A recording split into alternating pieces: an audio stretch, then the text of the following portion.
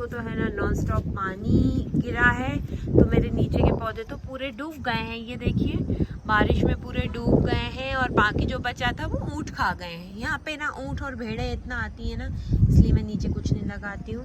हमारा सामने का जो बागान है पूरा पानी से भरा हुआ है, और वैसे मुझे इस चीज़ का कोई दुख नहीं है। मेरे थोड़े पौधे भी ख़राब हो गए हैं, बट मुझे बिल्कुल भी दुख नहीं है, क्योंकि अभी हमारे किसानों के लिए बारिश का ही टाइम है, और मैं चाहती हूँ कि उनकी फसल ज़्यादा अच्छी हो। मेरी ये छोटी मोटी फसल से तो किसी का भला नहीं होना है ना, बट जो किसानों की फसल है उससे तो सबका भला होना है।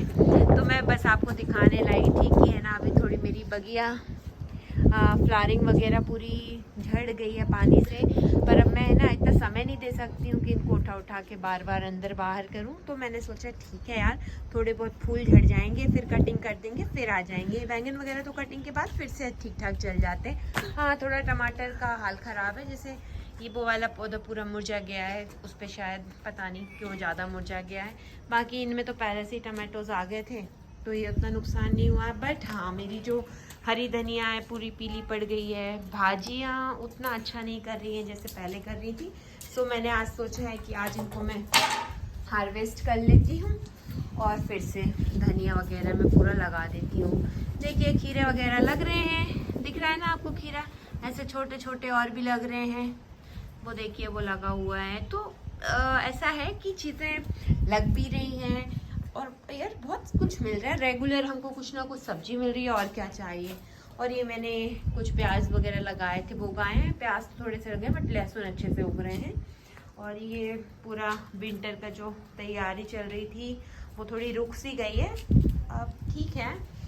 मिर्च वगैरह निकल आए हैं पौधे, और बैंगन टमाटर की पौध लग गई है। तो मैं इनको है ना, अभी पहले मेरी मिट्टी रेडी हो जाए विंटर की, जो कि हो नहीं पा रही है, क्योंकि नर्सरी में भी खाद वगैरह गीली हो गई है, तो वो दे नहीं पा रहे हैं नर्सरी वाले। बट मैं अभी जाऊंगी, शायद मैं नर्सरी चेंज करके देख लेती हूँ। ये सारे पौधे ठीक ठाक चल रहे हैं, और गिल की तोरई भी लग रही है। देखो ऐसी कुछ कुछ चीज़ें लग रही हैं, ये लग रही है, गिलकियाँ लग रही हैं, छोटे छोटे फ्रूट्स आ रहे हैं। बट क्या है, बहुत ज़्यादा ओवर वाटरिंग की वजह से ना थोड़े पीले भी हो रहे हैं, जैसे मेरे टमाटरों को थोड़ा ज़्यादा नुकसान पहुंच गया है। बट ठीक है यार, अब जो है ना वो है, कुछ कर नहीं सकते। और ये मैंने उस दिन जुकीनी ट्रांसफ़र करी थी, तो जुकीनी बड़ी हो गई है, और अभी मुझे ऐसा टेंशन इसलिए भी नहीं है कि जुकीनी है ना अभी थोड़े दिन तक तो बढ़ेगी, 1-1.5 महीने के बाद उसमें फ्रूटिंग शुरू होगी। तो ये मैंने कुछ और गिलकियाँ लौकी वगैरह लगा दी है, क्योंकि अभी गिलकी और लौकी का सीज़न ना सिर्फ 2 महीने का बचा है। उसके बाद जब ठंड आ जाती है ना, तो फिर तो बेलें उतना अच्छा कर नहीं पाती हैं। तो मैंने भी सोचा कि यार अभी 2 महीने गार्ड्स खाओ, बहुत सारी स्पॉन्ज गार्ड खाओ, ये गार्ड खाओ, वो गार्ड्स खाओ। तो अभी गार्ड्स टाइम है, फिर उसके बाद है ना जो ठंड का मौसम होता है वो टमाटो टाइम होता है, बहुत सारी साग वाला टाइम होता है, ग्रीन वेजीज वाला टाइम होता है। सो ये देखो इतना बड़ा मेरा पोर्शन ना इतनी हरी भरी बेलों से अभी भरा हुआ है। तो चलिए अभी मैं है ना हार्वेस्टिंग करने वाली हूँ, तो मैं आपको है ना मैं सारी पालक वालक हार्वेस्ट कर लेती हूँ, थोड़ी सी पालक फिर से मैं लगा देती हूँ। तो चलिए चलते हैं। ये देखिए पालक और धनिया ना जैसे पीले पड़ गए हैं बारिश के कारण, इनको मैंने अंदर भी रख लिया। फिर पता है इतनी तेज़ हवा के साथ चल रही है ना बारिश, तो पूरा अंदर आ रहा है पानी। अभी देखो मेरे ऊपर भी आ ही रहा है पानी, और मेरे कैमरे पे भी आ रहा है। तो चलो मैं इनको हार्वेस्ट ही कर लेती हूँ।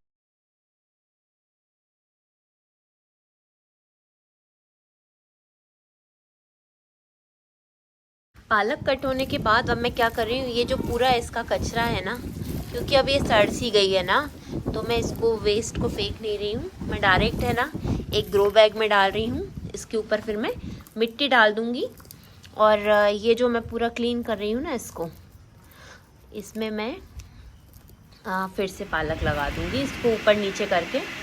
मैं आप लोगों से इसलिए शेयर कर रही हूँ कि इतना दुखी मत होइए, चीज़ें लगती रहती है, ख़राब भी होती रहती है। बस यूँ उसमें डाल दीजिए तो उसका खाद बन जाएगा, क्योंकि हम कर लेते हैं इतना मैनेज, तो हर चीज़ में इतना दुखी होने की ज़रूरत नहीं है। और मैं ये धनिया भी तोड़ लूँगी, इसको भी पूरा मैं भी कट कर लेती हूँ।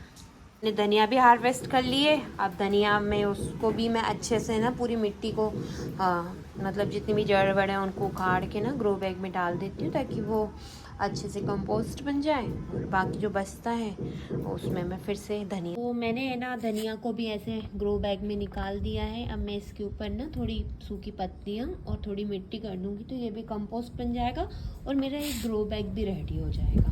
अब मैं धनिया को अच्छे से ऊपर नीचे कर लेती हूँ। उसके लिए मैं थोड़ी सी मिट्टी डाल देती हूँ। देखो मेरा आधा ग्रो बैग भर गया है। तो बस इसी तरीके से कंपोस्टिंग भी हो रही है फिर से। तो ये मैंने जितने भी ब्रशेस होते हैं ना, पेंट के ब्रश, उनके हैंडल्स को ना फेंकने नहीं दिया। मैंने कहा कि भाई ये मेरे बहुत काम आएंगे। तो इस तरीके से ना ये काम आ जाते हैं मिट्टी को ऊपर नीचे करने के लिए। ये देखिए मेरी मिट्टी इतनी अच्छी है ना, ये वाली जो मैंने बनाई है काफ़ी अच्छी है, बहुत न्यूट्रिशियस है। सो बस मैंने मिट्टी को ऊपर नीचे कर लिया। इसकी सारी जड़ें अब ऊपर आ गई हैं। इन जड़ों को भी मैं क्लीन कर देती हूँ। ये देखिए ये सारी जड़ें ऊपर आ गई हैं। इसको इसमें डाल देती हूँ, कंपोस्ट बन जाएगा। और अब इसमें मैं शो कर देती हूँ पालक के सीड्स, वो रखे हुए धनिया पालक। देखिए मैंने रेडी कर लिए हैं पालक और धनिया के लिए मेरे टब्स। तो सबसे पहले मैं ले लेती हूँ पालक के बीज। ये देखिए पालक के बीज ऐसे आते हैं, इनको ले लूँगी हाथ में। देखो यही चला रही हूँ मैं, कब से लगाती रहती हूँ। ये देखिए बस मैं इनको ऐसे बुरबुरा दूँगी। बहुत कुछ ज़्यादा मेहनत मत करा करो इन सब चीज़ों में। मिट्टी अच्छी बनाने पे प्रॉपर ध्यान दें अपन, तो और चीज़ों में ज़्यादा मेहनत नहीं करनी पड़ती है। और बारिश तो अपने आप ही अंदर आती है छत के भी नीचे। तो अब मैं क्या करूँगी, इसमें पानी से हल्का सा स्प्रे कर दूँगी, ताकि मेरे जो सीड्स हैं वो पानी में अच्छे से भीग के फूल जाएं और लग जाएं। बस ये स्प्रे बॉटल बहुत काम आती है। आप लोग चाहें तो DIY से भी बना लें, कुछ नहीं करना है ज़्यादा, बहुत मेहनत का काम। एक कॉलिन की जो बॉटल्स खाली होती जाती है ना हमारे घर में, उन्हीं को आप ऐसे स्प्रे बॉटल का यूज़ कर सकते हैं। मुझे इसलिए ज़्यादा लेनी पड़ती क्योंकि मेरा गार्डन का साइज़ क्या है, बढ़ गया है।